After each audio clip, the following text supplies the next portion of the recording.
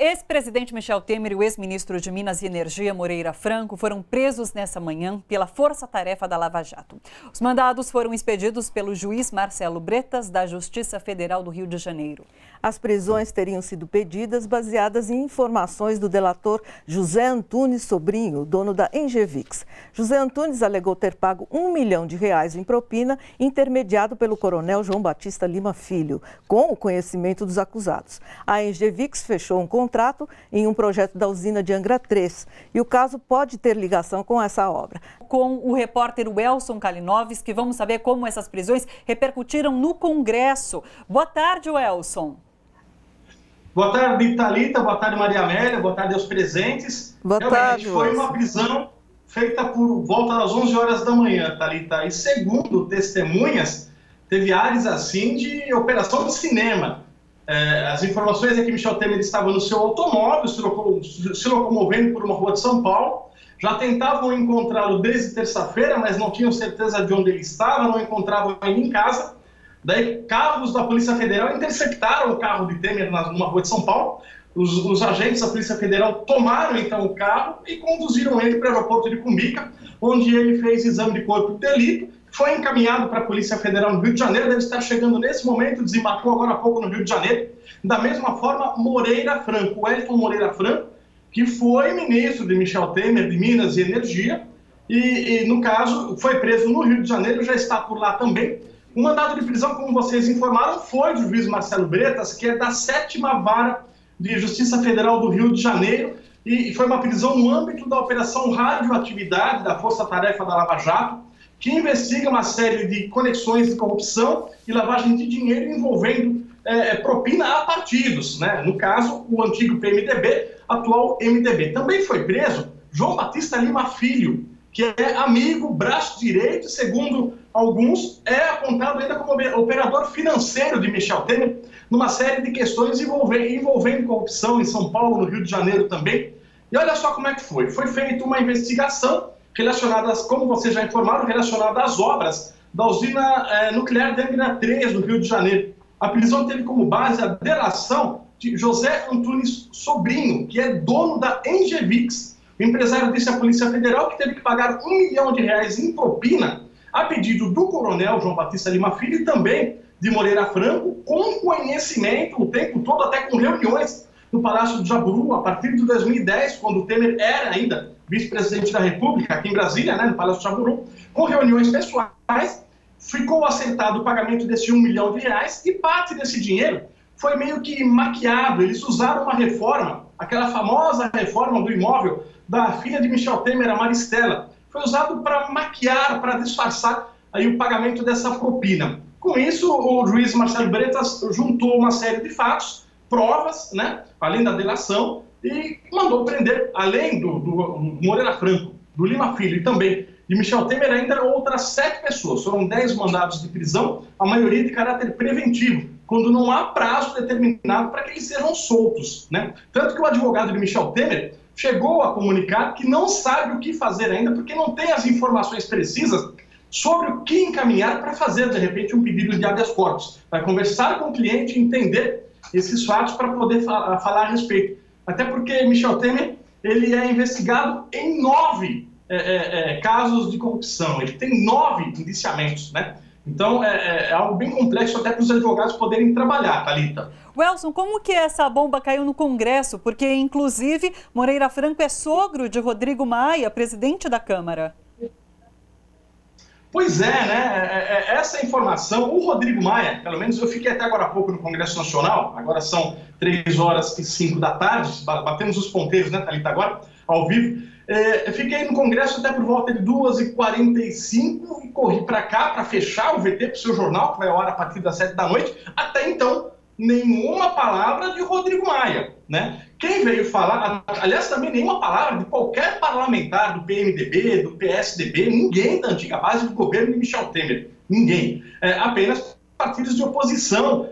O Congresso estava meio vazio, na verdade. Hoje é quinta-feira, não havia pauta para votações, muita gente já em seus estados, muita gente viajando, em reuniões a portas fechadas para tratar da questão da reforma da Previdência, que começa a tramitar semana que vem.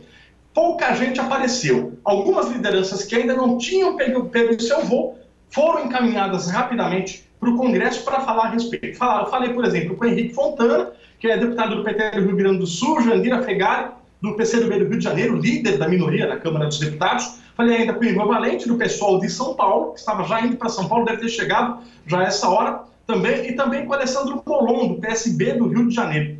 Eles comentaram que é importante a sequência, eles também, Thalita, quando eu conversei com eles também estavam ainda pegando as informações, se inteirando sobre os fatos. Isso é tudo muito rápido, muita gente com a agenda apertada. Mas o suficiente para vir falar da importância da manutenção dessas investigações, da importância de se prender pessoas, como o ex-presidente Michel Temer e Moreira Franco, que seriam teoricamente intocáveis até então. Nós temos só o caso, por exemplo, do ex-presidente Lula, que está preso. Aliás, a TVT há muito tempo vem cobrindo, vem dizendo da forma como ele foi preso, totalmente ilegal. Já no caso de Temer, eles avaliaram que há provas, que é, sim, preciso investigar e prender. Porém, eu vou me ater à fala da deputada federal Jandira Fegali, que fala por toda a minoria. Ela falou, tem que investigar, se for o caso, tem que prender, se há flagrante, tem que prender também. Porém, ela contestou e foi seguida pelos colegas, pelos parlamentares, de que como não há condenação em primeira, ou mesmo em segunda, ou mesmo em terceira instância, eles defendem que até segunda instância não é necessária a prisão, tem que haver o direito de defesa até a última instância, né, para provar a inocência ou não, eles contestaram a forma dessa prisão. Eles acreditam que, então, o ideal seria pegar os depoimentos de Moreira Franco, de Michel Temer, do próprio coronel João Batista Lima, e, com base nesses depoimentos, não mantê-los ali até que sejam condenados. Realmente houve uma certa coerência, mas a notícia caiu como uma bomba e eles defendem a intensificação dessas investigações, porque, segundo eles, há provas robustas, malas de dinheiro, a delação também da JBS, de Joesley Batista, há gravações nos porões, entre aspas, do Palácio do Jaburu aqui em Brasília. Eles acreditam que, nesse caso, haverá provas para que se prenda um ex-presidente da República, no caso Michel Temer. Thalita e Maria Amélia. Welson, obrigada. Muito obrigada pelas informações, Welson. Bom trabalho para você em Brasília. Eu que agradeço, estamos à disposição. Eu vou fazer aqui o marketing. Cobertura completa no seu jornal às 7 da noite. Fique ligado. Até já. Isso aí. Obrigada, Welson. Até mais. Obrigada. Jorge, como analisar essas prisões nesse momento? Aliás, eu quero até acrescentar um detalhe. Vamos falar um pouquinho do timing. Se isso significa, se ser nesse dia tem alguma coisa a ver com os outros acontecimentos que estão ali fervilhando em Brasília. Pois é. Não, primeira coisa que tem que ser dito, que não deve ser nenhuma surpresa que o núcleo duro do PMDB, que deu o golpe contra a Dilma, está envolvido, opera como quadrilha, deu o golpe, está envolvido há muito tempo em esquemas de se perpetuar no poder e envolvido em esquemas de enriquecimento ilícito. Sim. Não, nenhuma surpresa, e espera-se então que isso serve também para refletir melhor sobre o golpe, a legitimidade e o que estava em jogo naquele momento. Dito isso, é claro que o tema... Aí tem Temer, tem Lício Padilha, tem Moreira Franco, tem o Gedel, enfim, é todo um grupo que estava à frente, o Jucá, dessa operação para tirar a Dilma e abrir o caminho para a entrega das riquezas do Brasil e para desmonte das políticas em favor dos camadas mais humildes do Brasil. Muito bem. Agora, o Temer, ele se defendeu como presidente utilizando do foro privilegiado, enfim, de todas as defesas legítimas que a Constituição dá para ele, e agora a gente sabia, a partir do 1º de janeiro, ele seria investigado, deveria ser investigado, ele tem uns 10 processos, o mais conhecido era em torno do Porto de Santos, mas aparentemente operações eram mais complexas. Agora, isso não justifica em si, em nada, novamente, essa forma pirotécnica em favor de outros interesses, de utilizar algo que tem que ser ser usado de forma muito cuidadosa, que é a prisão preventiva. Previsão preventiva, ele existe, mas da forma como ele vinha sendo utilizado no passado, e agora novamente, há de se perguntar se realmente é coincidência pelo timing, se era necessário para a investigação. Sim. E é um dia depois que ficou mais evidente o conflito tanto entre a turma à frente do Lava Jato, enfim, o grupo em torno liderado pelo Moro, pelo juiz Bretta lá no Rio, brigam com o STF, brigam com o Rodrigo Maia e estão em franco ofensiva para ganhar espaço, e tanto mobilizando, inclusive, através das redes, ataques a STF, etc. Então, essa forma de operar, há de se perguntar se isso é útil, é benéfico para quê? Mesmo se, evidentemente, o tema tem que ser investigado, levado à justiça o mais rápido possível, e tudo indica, absolutamente tudo indica, que há amplas provas para ele ser condenado. Outra coincidência de data, evidentemente, que é bastante explorado por uma parte da imprensa, o fato que a semana que vem estamos aí há um ano com Lula preso. E é evidente que essa prisão preventiva, da forma como foi feita, ele não só coloca o Rodrigo Maia na defensiva, ele não só tenta dar mais apoio e musculação a Sérgio Moro, mas ele também tenta esvaziar a crítica a prisão do Lula. Vamos explicar esses bastidores? A gente está falando desses bastidores porque é o seguinte, nessa noite, madrugada, Maia, de certa forma, alfinetou o ministro da Justiça, Sérgio Moro, que pedia uma certa urgência na tramitação do pacote anticrime, exatamente. E Moro disse que... Maia disse que Moro agora é ministro, não tem que ficar mandando, não tem mais o papel de um juiz, é um funcionário do governo. Bom, Sérgio Moro é muito amigo de Marcelo Bretas. Tem que dar esse detalhe do comentário do Maia, que ele disse que o Moro simplesmente fazia o pacote dele, além de ser ultrapassado, era apenas um corte-cola. Sim, de um projeto que já existia lá no Congresso. Exatamente, alfinetou legal, então, né? Ele mandou o projeto para analisar se há ou não, eventualmente, sobreposição com outros projetos tramitam, ele deu para 2 deputados de destaque da oposição. Eu vi essa notícia agora. O Freixo, do PSOL, e o Paulo Teixeira, do PT. É real essa notícia mesmo? Pois nós ficamos em dúvida. A gente tentou procurar. A gente viu circulando pelas redes, mas não sei se é real. A gente não conseguiu checar se era real. Vamos checar. Vamos checar, vou pedir para a nossa produção checar. De qualquer forma, mesmo se não for isso exatamente, ele indica o caminho de confronto, um enfrentamento. É uma guerra que está sendo armada ali, entre poderes. Exatamente. E, na verdade, o país está diante de um desemprego maciço, diante de uma discussão muito perturbada sobre a questão da Previdência, o envio de um projeto de previdências militares altamente questionável. E tudo isso fica, então, absolutamente no segundo plano. É quase uma cortina de fumaça? Então, para alguns vão utilizar dessa forma. É que não é que exista está uma bagunça. Acho que está uma confusão, porque são muitas brigas.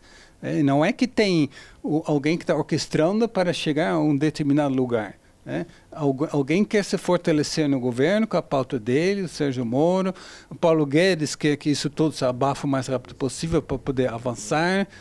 Tem a questão dos interesses do Lava Jato, enfim. Então, tem um monte de questões que vão se sobrepondo e o país continua no caos, e o Lula continua preso, e a democracia continua em perigo. Agora, Fernanda, e a educação está um caos completo. A educação está parada, né? Porque enquanto a gente tem uma agenda do Moro, que é um projeto de poder, um projeto pessoal, né? De se catapultar, né? Eventualmente até como candidato a presidente daqui uns anos, né? a pauta econômica, né, que é uma agenda que, na verdade, é uma agenda que sustenta o Bolsonaro, né, ali, porque os interesses de mantê-lo ali tem a ver essencialmente com a agenda da Previdência, que é a agenda dos donos do PIB, né? Sim. Enquanto você tem todas essas agendas, né, competindo, inclusive se destruindo mutuamente, né, porque uma tensiona a outra, né? No caso agora da Previdência, quer dizer, a reação dos deputados pode significar, inclusive, né, uma desidratação da reforma da Previdência para o desespero do governo, né? Enquanto você tem tudo isso, você tem outras pautas, que são as pautas de educação, que são as pautas de políticas sociais que não tem o menor espaço, a menor expressão, né? Sim. Já que a gente vai falar sobre educação, vamos voltar um pouco, inclusive para o governo Temer, porque olha só, nesses últimos anos do governo de Michel Temer, a batuta do mercado ganhou protagonismo para reger os pilares do desenvolvimento mais fortemente na área da educação. As manobras passaram por cortes brutais em programas e congelamento no orçamento da educação e da ciência e tecnologia, além do descumprimento de metas do Plano Nacional de Educação, o PNE. No atual governo, outros ingredientes ganham ainda mais peso nessa receita amarga. Censura em conteúdos, forte criminalização dos movimentos de estudantes e trabalhadores da área, moralismo e falta total de sintonia e planejamento, inclusive na equipe que integra o MEC. Pois é, um dos importantes desafios da educação que parecia já vencido era o do acesso democrático às universidades. O Enem, o Exame Nacional do Ensino Médio, acabou com o vestibular como única possibilidade do jovem ingressar na faculdade. Basicamente, o exame avalia o conhecimento do aluno e a pontuação vale para conseguir a vaga. As questões do Enem, elaboradas pelo INEP, que é o Instituto Nacional de Estudos e Pesquisas Educacionais Anísio Teixeira, sempre foram sigilosas. Mas uma portaria do Ministério da Educação, publicada ontem, cria uma comissão externa para avaliar o conteúdo da prova. Foram nomeados 2 representantes do governo e um da sociedade civil. Essas pessoas vão ler as questões para saber se elas estão de acordo com a realidade. Diz a portaria, a leitura transversal é uma etapa técnica de revisão de itens cujo objetivo é verificar sua pertinência com a realidade social, de modo a assegurar um perfil consensual do exame. E essa comissão vai apontar questões que devem ser retiradas da prova. A palavra final de veto vai ser do presidente do INEP, Marcos Vinícius Rodrigues. Bom, além de acabar com o sigilo do Enem, eu queria saber quais os riscos dessa portaria, porque fica difícil acreditar na lisura desse processo quando as próprias questões da prova são submetidas a uma comissão formada por 2 representantes do governo e um da sociedade civil. Como fica? Eu acho que você fez uma introdução falando um pouco do governo Temer e do governo Bolsonaro. Acho que tem uma diferença, né, entre o nível de barbárie, né? Quer dizer, que a gente tinha anteriormente a educação, inclusive até tentativas anteriores ao governo Temer, né? Então, acho que você tem 2 tipos de movimentos que barbarizam a educação, né? Você tem essa barbárie, entre aspas, um pouco mais democrática, né? Que é a barbárie do desfinanciamento, que é a barbárie do currículo padronizado, que elimina as diferenças, que oprime os professores, que não avança nas questões que são questões estruturais da educação. Sim. Que é infraestrutura, que é salário, que são essas coisas, esses insumos essenciais para a gente ter uma educação com condições mínimas de existência, né? Acho que a gente partiu... Agora nós estamos num outro momento, né? Que é um momento de uma barbárie total, né? Assim, de terror, né? Então, fica até difícil de a gente elencar, né? Fazer uma lista da quantidade de coisas horríveis, né? Que esse governo faz, porque cada semana tem uma coisa, né? Então você tem um Ministério da Educação que ele está totalmente paralisado, que ele tem um ministro lá, que é o ministro da Educação, que ele não tem nenhuma condição de ser ministro da Educação, tem uma equipe totalmente incapaz, né, de gerir a burocracia da educação, de pensar a educação, de formular políticas, né, e de gerir programas. Então, essa semana, além desse decreto, a gente teve também o da alfabetização, né, que propõe a volta de metodologias da alfabetização que estão completamente superadas. Sim. Dentro da literatura e do conhecimento educacional. Uma portaria como essa, ela é muito grave, um decreto, né?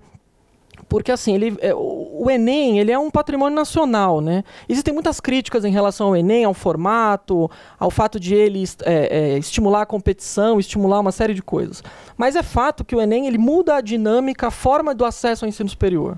sobretudo no ensino superior público. A dinâmica populacional do país, ela se modifica à medida que as pessoas de diferentes lugares podem acessar instituições de ensino superior em lugares longe da sua casa, né? Porque você não tem mais esse espaço do vestibular específico de a pessoa ter que viajar, né? Você tem um exame único, propicia para o sistema federal de ensino superior, primeiro, alivia os custos, né, de você ter que organizar os seus próprios exames, e também favorece essa dinâmica de trânsito mesmo dos estudantes no país.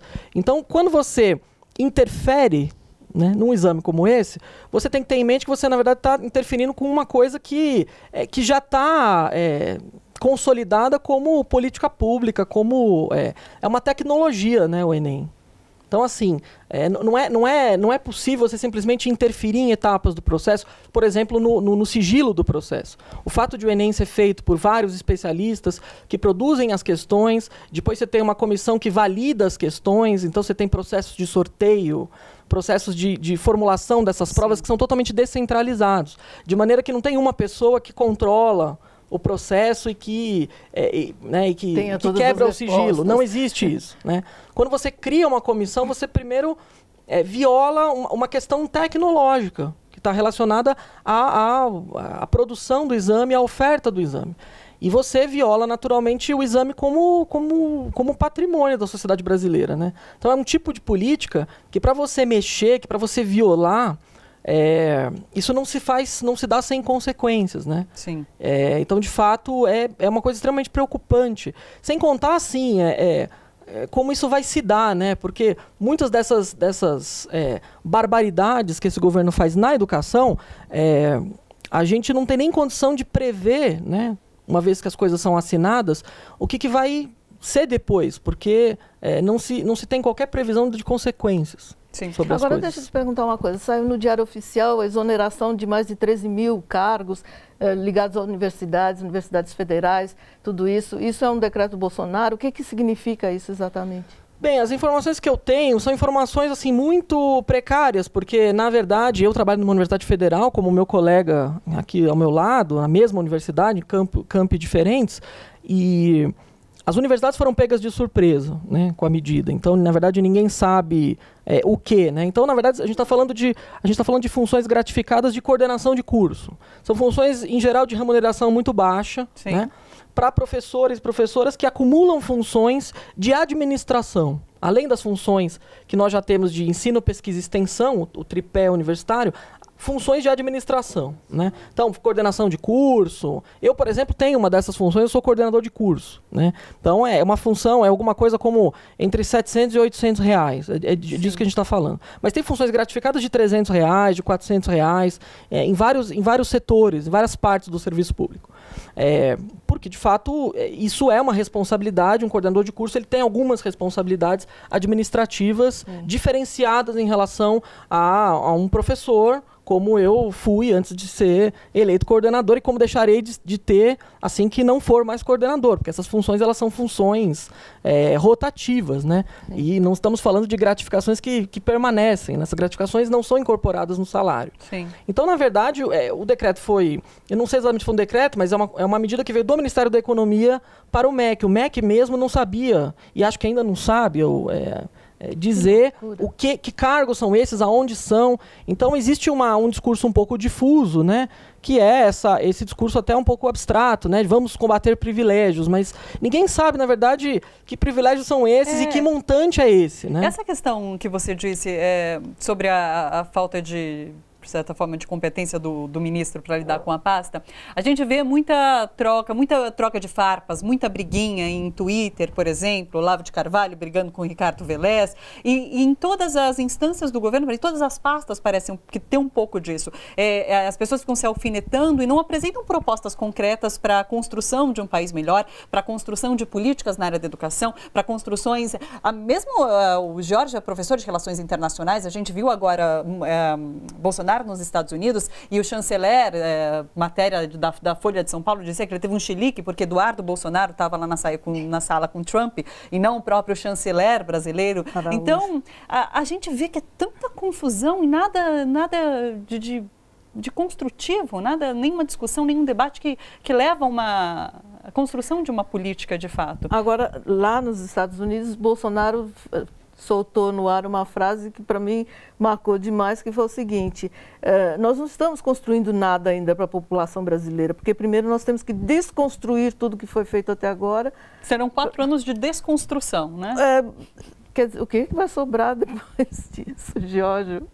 Eu só queria, sobre aquela questão que você falou, as gratificações e tudo, que foi um decreto do ministro da Economia. Então, aí nessas brigas, porque isso é normal, temos um déficit, e o Ministério da Economia, ele tenta, então, através de várias formas, contingenciar verbas, sempre todo mundo fez isso. Então, tem uma briga com os ministérios que estão lá na ponta, operando e, portanto, investindo, gastando.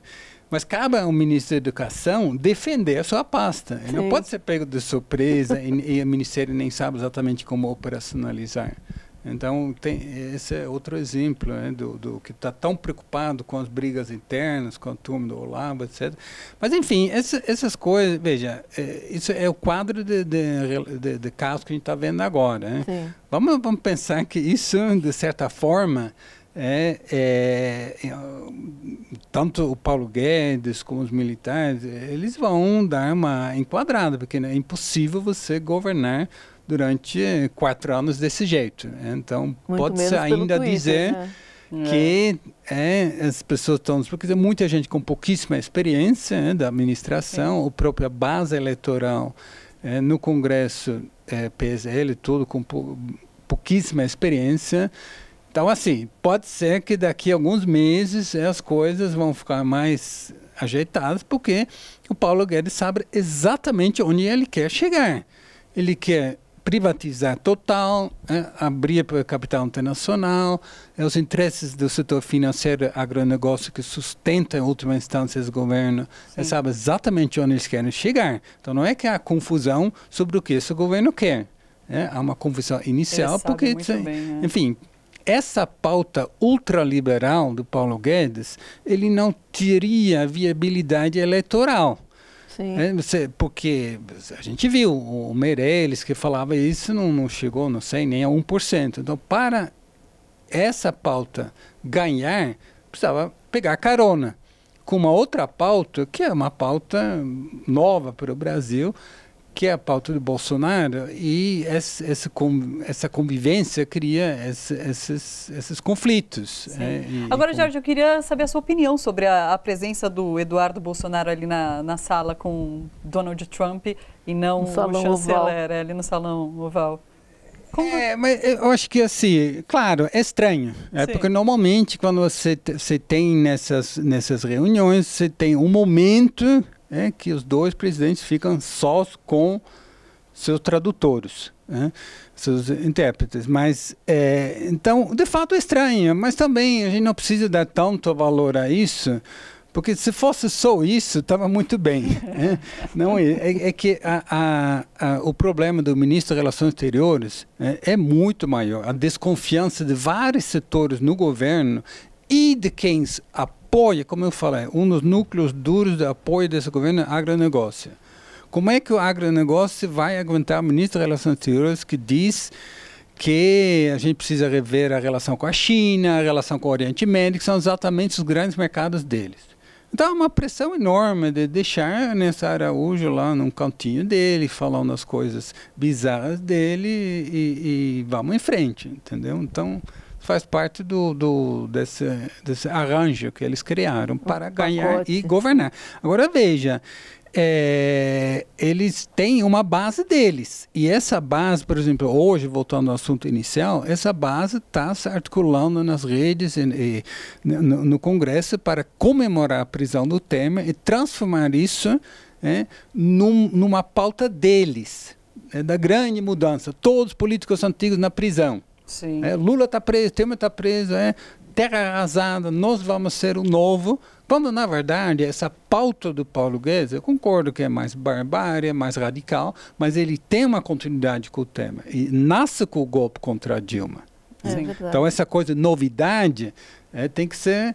eles são mais truculentos, mas a pauta é essa, privatização, entrega do pré-sal, isso começa em maio de 2016. Agora, isso não foi muito falado, primeiro porque o Bolsonaro não participou de nenhum debate. Ninguém sabia exatamente, sabia que era neoliberal, etc. e tal, mas talvez ninguém tivesse ultra, né? Nem neo, né? Ultra, exatamente. Isso não foi uma coisa falada, não teve nenhum programa de TV, nenhum debate, nada disso. Porque foi como você disse, se as pessoas soubessem do que se tratava, talvez esse programa não tivesse sido eleito de jeito nenhum. Não é? E por isso, inclusive, que a gente vê o índice, né? Teve Ibope agora, olha, a presidência é considerada ótima ou boa por 34%, mas é a pior avaliação para um terceiro mês de um presidente estreante nos últimos 24 anos. Então, foi uma queda brusca, eu tinha até aqui o dado, foi 15% que ele caiu, né? De queda. 15 pontos de queda nesses 3 meses. Então, muita gente que votou, mas não sabia das pautas, agora está tendo ideia do que é esse governo e, bom, não está curtindo o que está rolando. Vamos devagar com isso. Claro, é uma indicação. Porque, óbvio, o governo está nessa confusão, não está avançando, não está apresentando nada. Se colocou como grande salvador da pátria e não existe isso. Então, tem essa frustração. Mas, veja, vamos com calma, porque é difícil comparar. Eu acho que a gente não sei a opinião do colega, mas eu acho que não dá para comparar, porque depois de 2013... as coisas mudaram no mundo e no Brasil. A desconfiança é generalizada. O Bolsonaro, ele caiu, mas se você junta regular, bom, excelente, sim, ele está com 68%. E regular, numa situação de crise, recessão, desemprego, desconfiança dos políticos, é muito bom. Então, assim, eles mantêm uma tensão, uma mobilização da base deles através de redes. Sim. São milhões e milhões de seguidores, todos eles, começar com Bolsonaro, tem milhões e milhões de seguidores nos tweets, os filhos dele, etc. As articulações com parte das igrejas evangélicas, tem toda uma pauta e tensionando. E a questão da anticorrupção, dizer, nós vamos colocar todos os políticos na prisão, de certa forma. Você acompanha o que está acontecendo nas redes, de quem apoia Bolsonaro, o que as pessoas estão falando no Congresso deles. É tudo comemorando, porque é isso, o novo vento. Então, tensionando dessa forma, eles mantêm um certo apoio. E aí se desviam das questões onde eles não têm esse apoio, da forma da Previdência. Todas as pesquisas mostram que a maioria da população brasileira não é em favor da abertura, entregar tudo para a capital internacional, fazer privatização geral e etc. Sim. Bom, vamos para uma outra discussão, porque juristas federais da Associação Brasileira de Juristas pela Democracia, que atuam na Justiça do Trabalho e na Justiça Comum em diversas partes do Brasil, bom, eles prestam solidariedade agora ao ex-presidente Luiz Inácio Lula da Silva, que está preso desde abril do ano passado na Superintendência da Polícia Federal em Curitiba.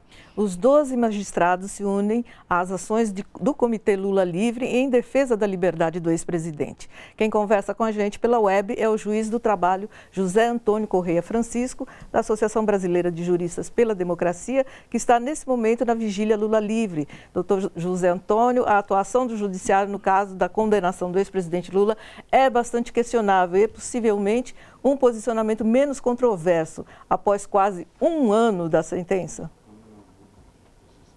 Boa tarde. Boa tarde. Oi, doutor. Estou ao lado aqui também do juiz José Augusto, segundo neto de Pernambuco. E nós estamos aqui prestando solidariedade. Essa nossa visita aqui ao acampamento foi programada desde janeiro. Todos nós trabalhamos, nós vivemos com nossas próprias condições, sem ajuda de custo de ninguém, demonstrar a nossa solidariedade ao presidente Lula e a nossa indignação com a demora nos julgamentos das ações, tanto no STJ quanto no STF, e claro, acho que a indignação maior é com relação ao descumprimento da Constituição em relação à presunção de inocência.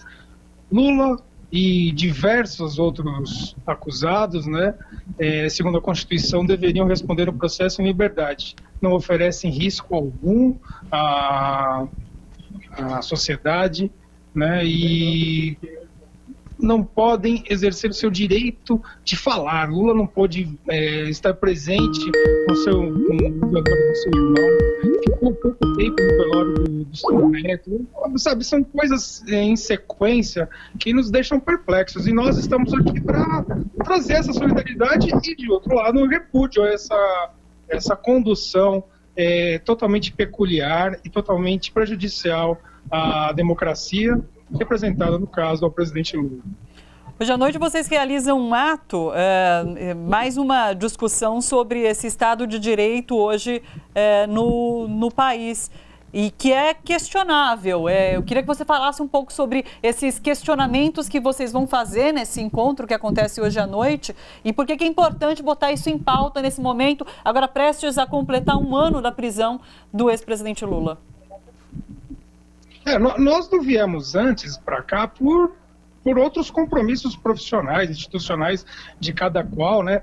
Muitas pessoas não puderam vir porque tem pautas para julgar, tudo, né? E nós decidimos, nessa data, pela proximidade exatamente com o aniversário de um ano dessa situação surreal, né, que nós consideramos.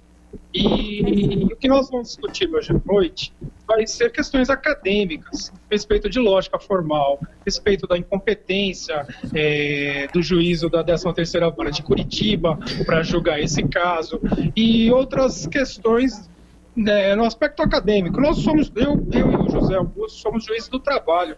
Nós jamais vamos julgar esse caso do Lula em nenhuma circunstância. Então nós aqui estamos fazendo uma crítica acadêmica que, na verdade, já foi feita por diversos juristas, diversos advogados, diversos professores universitários, diversos juízes em nativa, aposentado, e a gente está vendo hoje mais um caso de como esse núcleo, né, vamos chamar assim, da Lava Jato, tem agido nos momentos mais inusitados. Eles fazem, como é que chama, tomam medidas que ninguém sabe quais são a motivação dessas medidas. O judiciário é isso, o judiciário é impessoal, o judiciário não é para estar agindo com a mídia, agindo a todo momento, influenciando nas decisões políticas, trazendo pressão para os tribunais superiores. O STF agora precisa julgar um caso clamoroso, o STF que teve pressão do general Vilas Boas, né, no julgamento do HC de Lula, teve pressão do general Mourão, e agora, será que todo mundo vai ficar quieto? Vendo esse abuso, essa perda da normalidade democrática que, na verdade, está rompida pelo menos desde 2016, com o golpe do impeachment. Sim. Doutor Antônio, muito obrigada pela participação aqui no Bom para Todos. A gente vai acompanhar e vamos repercutindo então o que acontece hoje aí em Curitiba. Obrigada. De nada, e a partir das 19 horas na Universidade Federal do Paraná vai ter um evento tratando do estado de exceção, do processo do presidente Lula e outras questões relacionadas. Obrigada, até mais. Tchau, tchau. Olha só, Giorgio, a gente confirmou, a revista Fórum está trazendo essa notícia, então, que após esse acesso de fúria contra Moro, mais escalou Freixo e Paulo Teixeira para analisar o pacote anticrime. Então, realmente, na verdade, o texto ainda diz que foi logo depois de uma troca de mensagens que aconteceu entre Sérgio Moro e Rodrigo Maia, mas antes, essas nominações foram feitas as nomeações foram feitas antes de Temer e antes de Sérgio Maia vir a público cutucar, alfinetar Sérgio Moro. Rodrigo Maia. Gente, bora fortalecer a TVT? É só clicar em inscrever-se e depois clicar no sininho. Pronto! Assim que pintar notícia nova, você fica sabendo no ato.